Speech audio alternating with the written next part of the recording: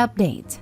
My mom, 60 female, is still pressuring me, 25 female, to add me as a third person on her new $820,000 mortgage. I really don't want to, as my husband and I are looking to buy our own home. She states doing this will build my credit for a new mortgage down the line. Original post. My 25 female mother, 60 female, and her boyfriend, 60 male, had a house in Ottawa, which was a nice home. She's always hated the home for reasons I think could have easily been renovated, like new shower tiles, new doors, or adding basic finishes to the basement. It was a new build at a time, 2017. I, as well as the mortgage advisor, advised against it, given that the new home she wanted went for $820,000 and she still had quite a lot left on her mortgage. In the end, the bank pre-approved her and her boyfriend for $500,000 with the knowledge that the rest of the fees will be covered using the profit from her old home. Fast forward to now, she keeps asking me to come on as a third person. Given that with my good job and with a salary of over $65,000, the pre-approval amount will be higher. The issue is, I am now married, and my husband and I are also saving up to buy a home in the next few years. She dismissed it and said doing this with her will build my credit. And when I'm ready to buy a home, the bank will approve me and she will definitely co-sign with us. Is this a thing? Because she went and told her mortgage advisor that I'm interested, but I don't think she gave her the details.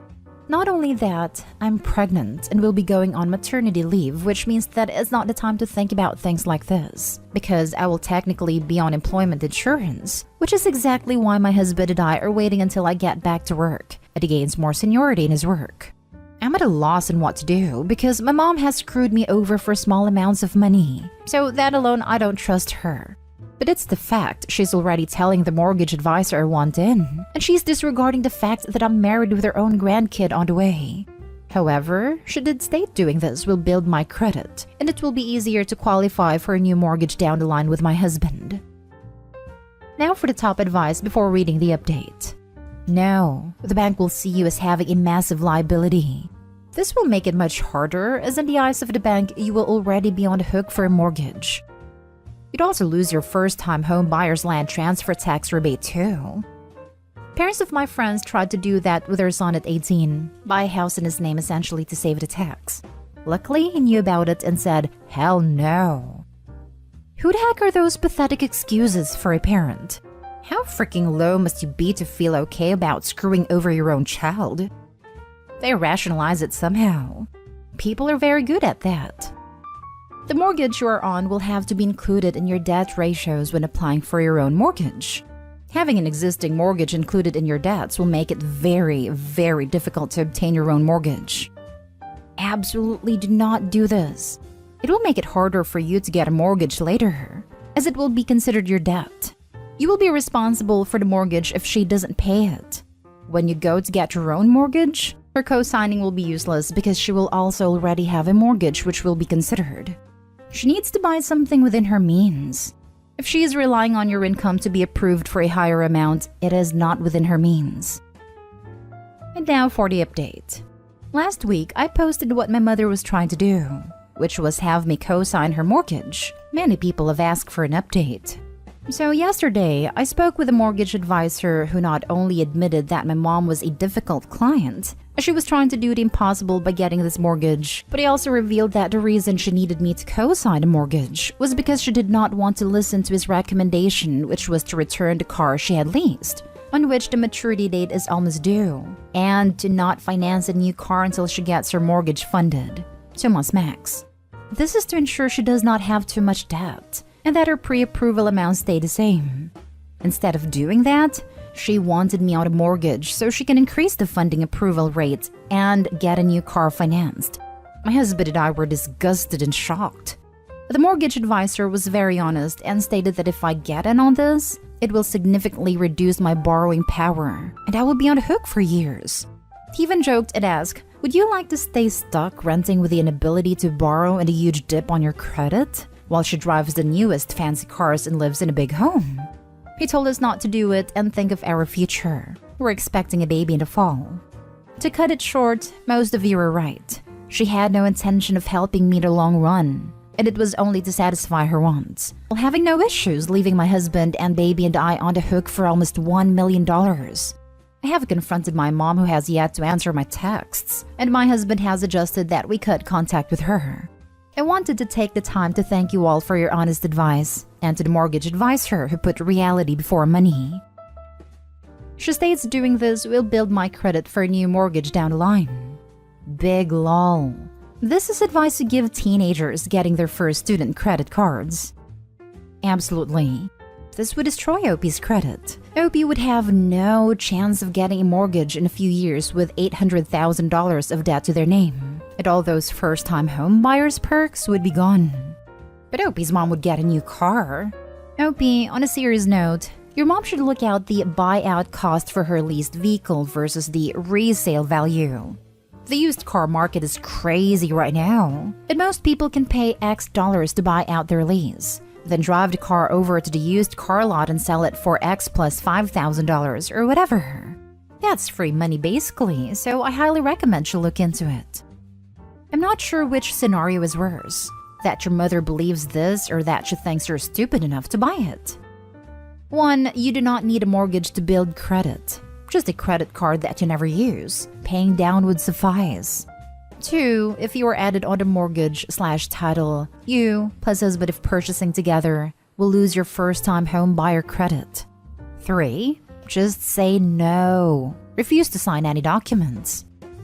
Yes, the mortgage advisor spoke to me about a first-time home buyer plan and how I would lose it if I co-signed this. I knew about this and told my mom. She dismissed it and said who cares because my husband would qualify. True, but really? I recall this post and commend you for making this difficult, but not so difficult decision. As a mother-to-be, you've absolutely made a right choice for your family, unlike what your own mother was doing for her child. My answer isn't financial, but is this a pattern of behavior for her? Has she always tried to harm you for her own benefit and tried to guilt trip or manipulate you or others to get what she wants? If so, your husband is onto something with a suggestion of cutting contact with her or at least severely limiting it. She will likely continue to harass, shame and guilt you, telling you how you robbed her of her house. You don't need that now with a baby on the way. When I was younger, 21, I got the opportunity to move to the UK after finishing school. It was all against her wishes as she wanted me to stay in Canada for no good reason.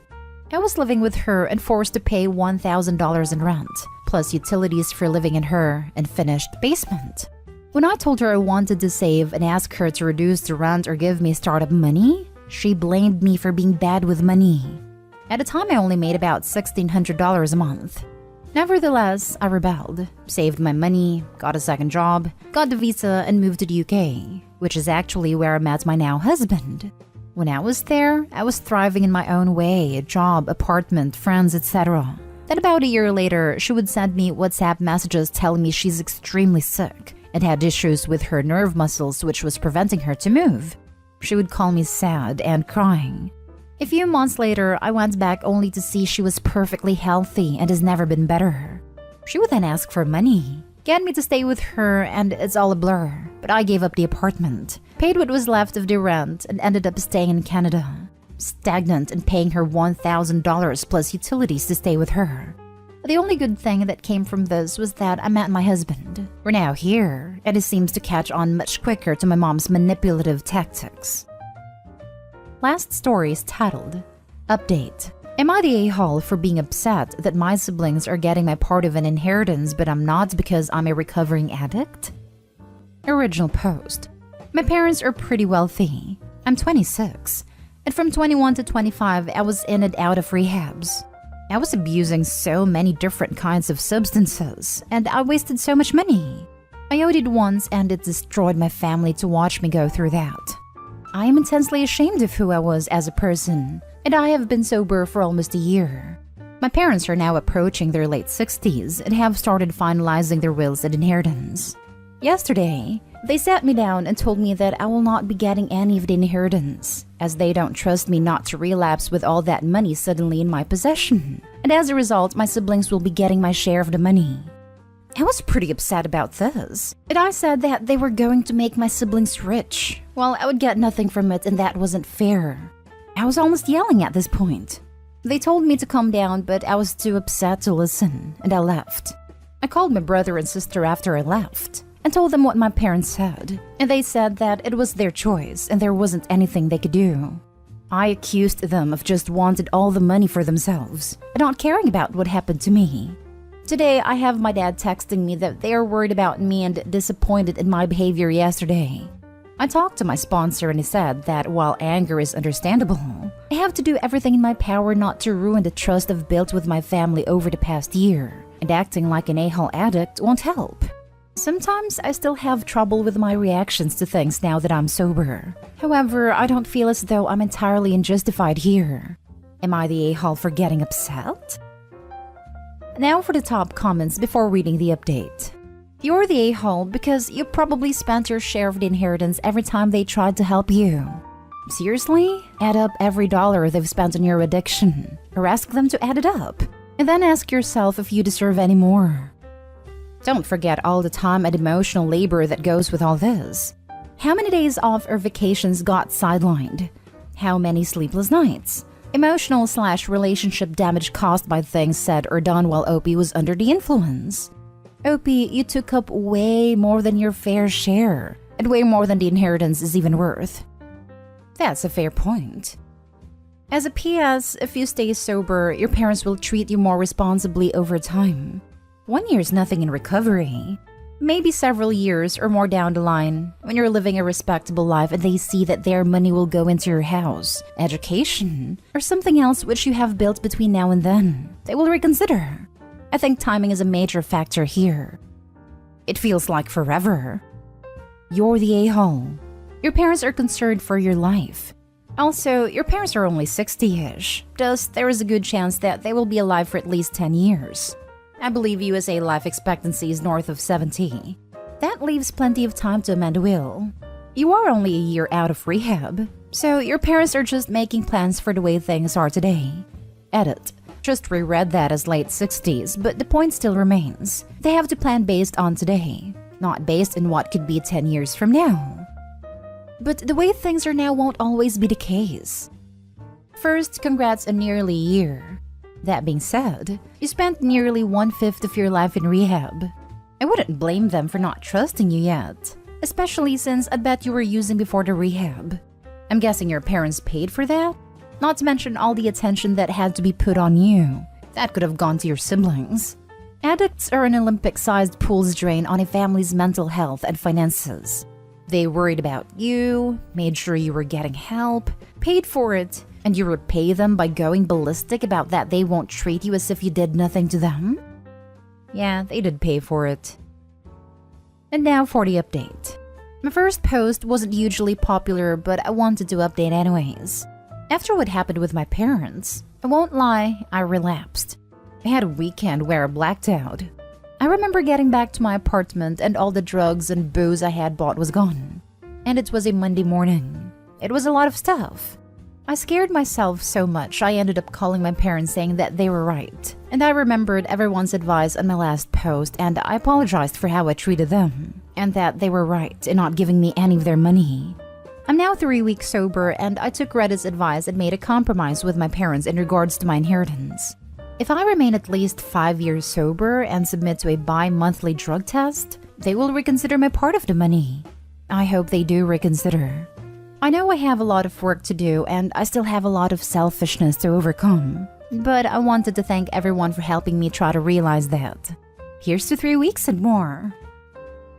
You're 3 weeks sober. You relapsed in the past and will likely again. It's pretty normal and expected to fall back. And when you enter group therapy and MAT therapy, they will talk about this with you. You can't and won't beat this alone. You need help. And it's okay to ask for it and use the services available to you. Millions of Americans have substance problems, and it's more common than you think. But there is only one legit solution.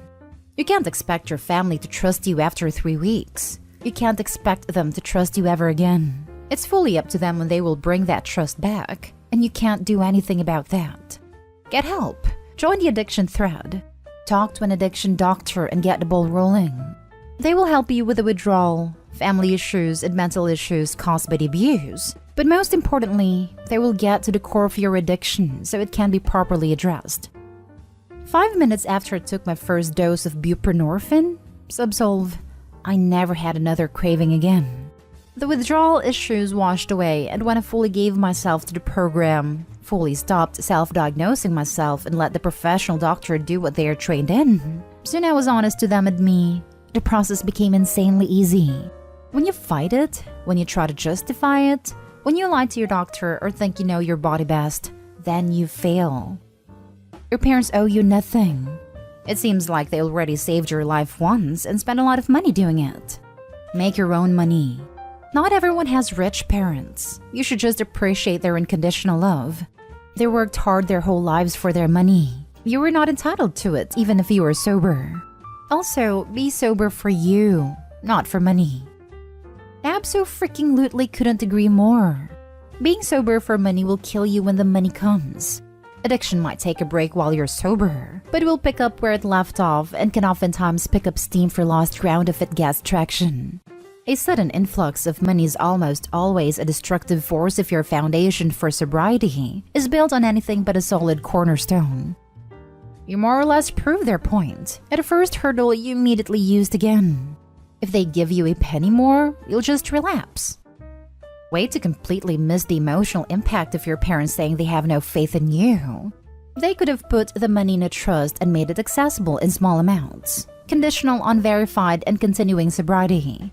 They could have not given anything, but cited the fact Opie had already spent his share of the inheritance and all the rehab and care during their bad years.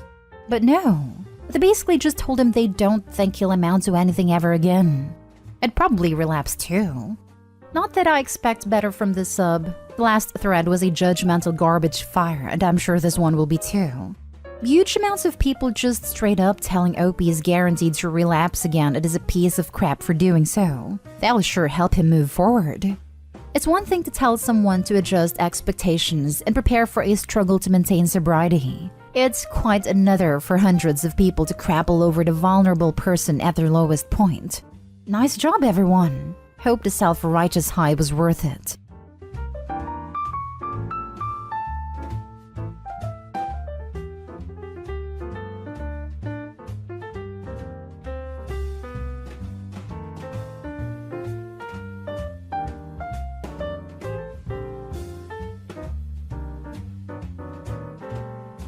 Update. Am I the a-hole for telling my husband that I don't want to be a single mom of 3 kids? Original post. So, my husband 42 male and me 31 female have been married for 12 years. We have 2 kids, 8 male and 4 female. Our marriage is not great. His mother and sister often give unsolicited advice on my parenting, our marriage and life in general. It is better in the last few months since I sit down my husband multiple times. We talked and this time he listened, so they backed off. Not completely, but it is better. In last few weeks, husband started mentioning having a 3rd child, which fills me with dread. I love children, always wanted a big family, but it would be too much. I cook, clean, take care of kids, and work part-time from home. He doesn't really help with the house, which I am fine with, nor with kids, which is a problem. I changed all diapers, woke up at night. I take care of fevers, doctor appointments, school, playdates, everything. The mere thought of now going through another pregnancy, then taking care of a baby, makes me want to cry. I know I would have to do it all practically alone, because my husband provides and women have been doing it for centuries. I should pull my weight and not be spoiled.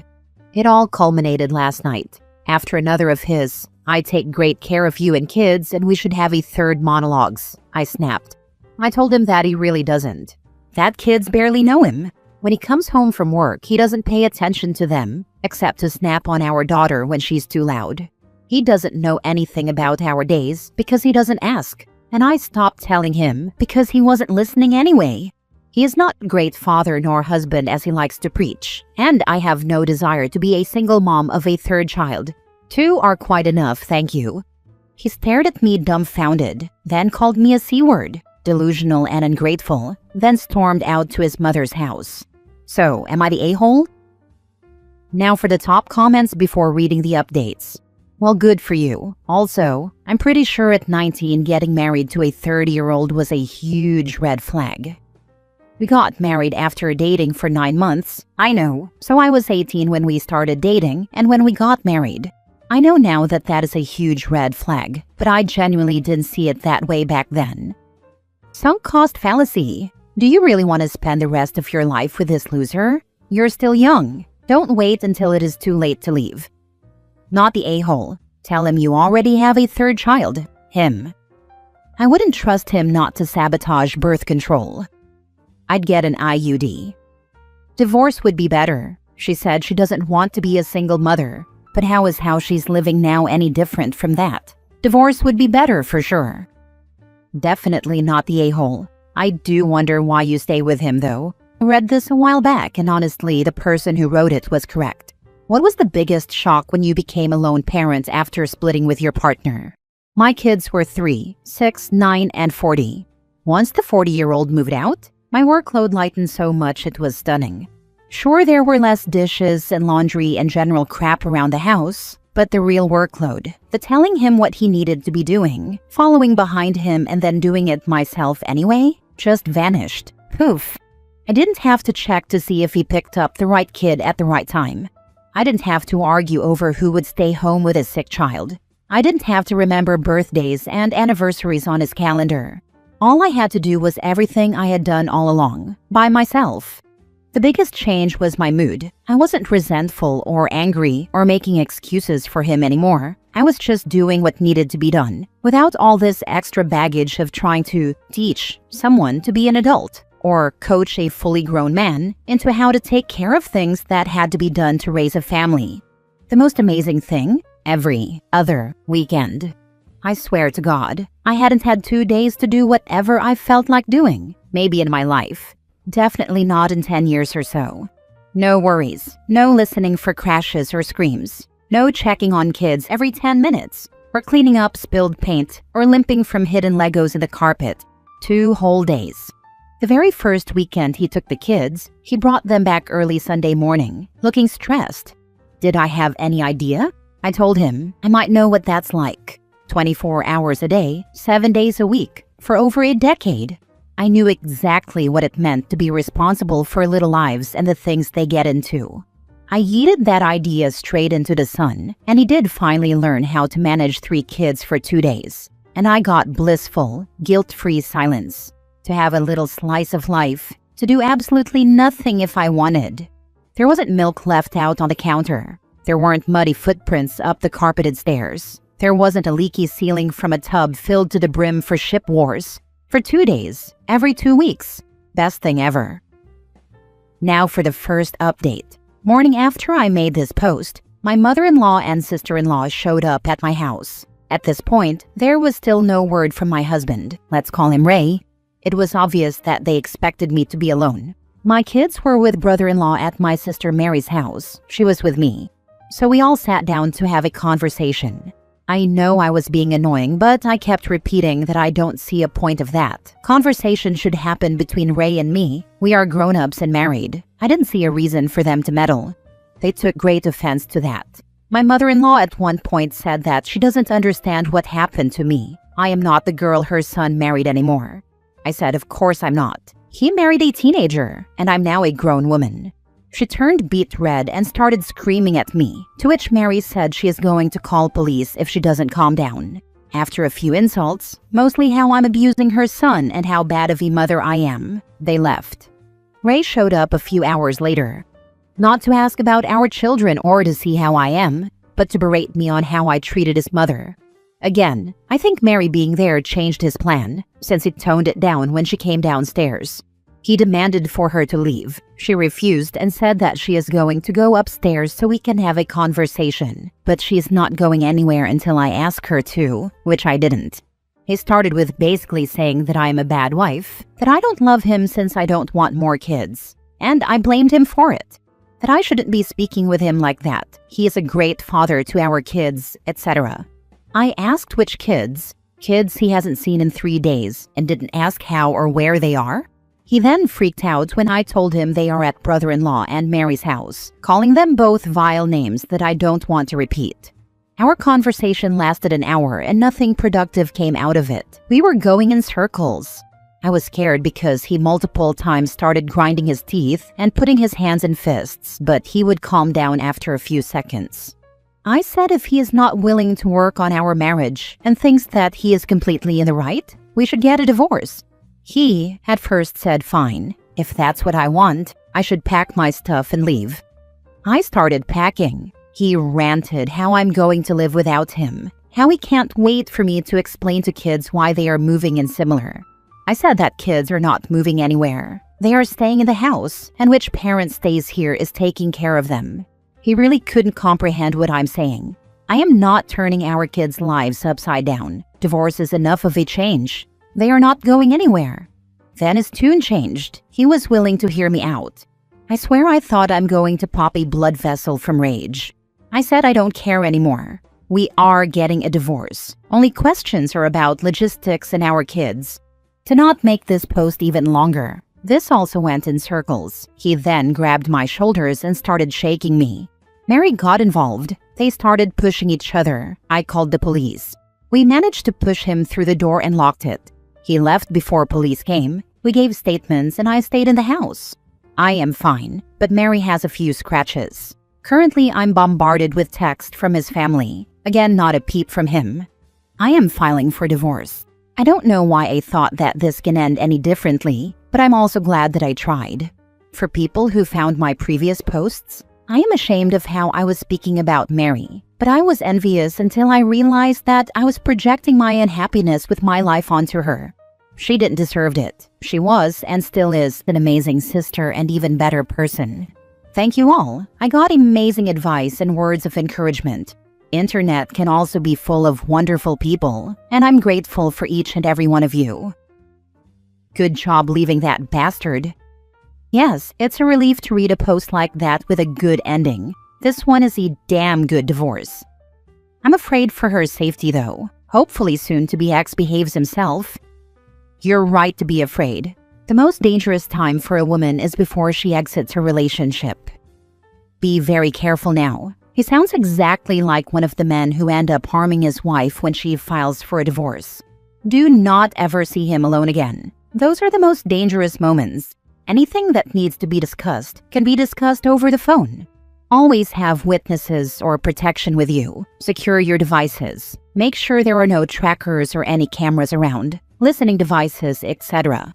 Please look up how to protect yourself online. His reactions are scary, and he will feel justified harming you. Beware. Share your location with Mary and other trusted people, for instance via Google Maps. Maybe never turn it off. I have an emergency emoji. It doesn't matter which one. Friends know that means SOS police. AirTags cannot be hidden. They notify you, so no worries there. And trust your gut. My ex came here and I had a bad feeling a few days before that I told a few friends about. Glad I didn't open that door. Now for the second update 5 months later. Hi everyone. It's been a while since I posted, and probably not a lot of people remember my post, but people were messaging me to see if I was okay, so I wanted to update. I am officially divorced as of this morning. We signed the papers few days ago, but today I got the divorce certificate. So much has happened. I don't think people would believe me if I tried to type it all, so I'm going to do just the most important stuff. In the weeks after I made my post, my ex Ray decided that he wants to work on our marriage, that he will try to be a better husband and win me back. That mostly consisted of him harassing me, calling me constantly from multiple numbers, sending me flowers, chocolates, and candy. I don't even eat sweets, and showing up randomly at places where I regularly go. We live in a small town, around 15,000 people, so it became the town's gossip. It felt like everyone was talking about me. My ex-mother-in-law tried really hard to paint me as some mentally unstable, nasty person who just one day decided to destroy a family.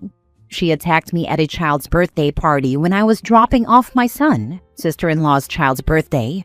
Then she tried to say bad things about me to my kids. Luckily, Ray put a stop to that. She did everything and anything to make me feel like crap, while saying that she would like nothing more than for Ray and me to be back together. I didn't want to keep her from my kids, so I let them spend time with her, father-in-law, sister-in-law, and her kids. She took my kids to the park that she knows I think is unsafe. It is unsafe, old and rusty. She also took them to buy them shoes. I know this is a weird thing to be angry and hurt about, but I have some childhood trauma and I need to know that the shoes fit right and are not too small. It's not a big thing overall, but she did it intentionally to hurt me. I lost it when I came to pick them up and was told they bought new shoes. Everyone was there, mother-in-law, father-in-law, sister-in-law, brother-in-law, and Ray, so I just screamed at everyone. I called mother-in-law names that I didn't even know I knew, told Ray that he is spineless, worthless excuse for a man, called father-in-law a houseplant. It makes more sense in my language. Basically, I called him useless, and told sister-in-law that she is very brave when she gossips, but is a doormat to her husband and mother. Luckily, kids were outside, so they know we were fighting, but didn't hear what was said. Nobody said anything to me. They were shocked. I had to call my sister on my way home because I didn't think I could drive, so I parked and waited. She picked me up, we put kids to bed, and I just cried. I think I cried for 5 hours straight. I hated who I become. I was sad or angry all the time. Everyone annoyed me. It was just awful. It did get better though. Next time Ray cornered me in a grocery store, I threatened to call the police. And when he kept calling, I actually did. Police told me that they will give him a warning. They told him that next time he tries to speak to me and is not directly about children, he will spend the night in jail, and he would get harassment charges. The police officer also gave me his personal number if I want clarification on what can be reported. Again, small place. We went to the same school. I joined a group that my sister started, where we do things in a community, like we would get together and pick trash from parks, paint fences or benches, get older people to appointments or get them groceries, things like that. I started cleaning a house of an older lady with cancer who lives alone. She insisted to start paying me, and combined with my part-time job and rent, me and my sister inherited a house from our mother that we rent out and split the money. Now I have a decent income. After many awful, exhausting weeks, Ray agreed to divorce me. I agreed to not get alimony if I get to stay in the house with kids, only child support. I don't want my kids to suffer, but it did make me sad that they didn't seem to miss their father. School therapists talked with them and they are fine. They accept the divorce, as much as they understand due to their age. We had a lot of conversations about what this means for them, me and Ray. They are good, well-adjusted children. But it made me feel stupid and incompetent. What was I doing all these years? Doing everything for a man who was such a bad parent that his kids don't even miss him? How dumb am I? I started going outside more, spent more time with people, and it's great. Turns out that, no matter how much mother-in-law tried, it's hard to convince people that I am a bad person, since a lot of them know me since I was a child, and they also know my ex-husband's family. So there's that. Thank you all. I was very confused and very scared when I posted, but I'm so glad that I did. A lot of you helped me and make me see things clearly, and I am forever going to be grateful. Your kids are well-adjusted. This means you did the opposite of stupid and incompetent. That line hit me hard too. Like if the kids are good and stable, that says everything about her, not the other way around. She's done way better than she thinks. Congratulations! You took back your life. You stood up for yourself against your bullies, and you regained the relationship with your sister. Keep that shiny spine and continue to grow. I'm very proud of you. Last story. Am I the a-hole for giving my wife a dirty plate to eat off of at dinner? My wife is a nurse, and she works long hours. Therefore, I handle everything in the household. She has been picking up more shifts recently because the hospital is understaffed. I am the one doing the chores, taking care of the kids, making food, and I also work. It's all me. She has one chore, and that is when she comes home. She needs to do the dishes. The kids are usually asleep by the time she gets home, so I usually make dinner for the kids and wait until she gets home to reheat the food for her. The main issue is that she has not been cleaning the dishes. I have talked to her multiple times, but nothing has changed. She gets home, eats, and goes right to bed. She always claims she's too tired after her shift to do the dishes, and when I suggest she does them in the morning, she claims there is not enough time before she needs to get to work. It is extremely frustrating to wake up and they are not done. That leads to me having to do the dishes at some point. We're talking about this again last Saturday, and she has not done the dishes since. 4 days of not doing them, and I have not done them either. I have ran out of dishes and served dinner to the kids on paper plates tonight. She got home after the kids were asleep, and I handed her a dirty plate to eat off of. I told her that she can use that to reheat the food. We were not happy, and we got into an argument. She called me a prick for handing her a dirty plate to eat off of, and that I was home, so I would have cleaned some dishes. I pointed out that this is her job, and I am not going to do it. That if she won't clean the dishes, then she can eat off a dirty plate. She is calling me a jerk. I told my sister of the situation, and she said I am being petty. I don't think I am.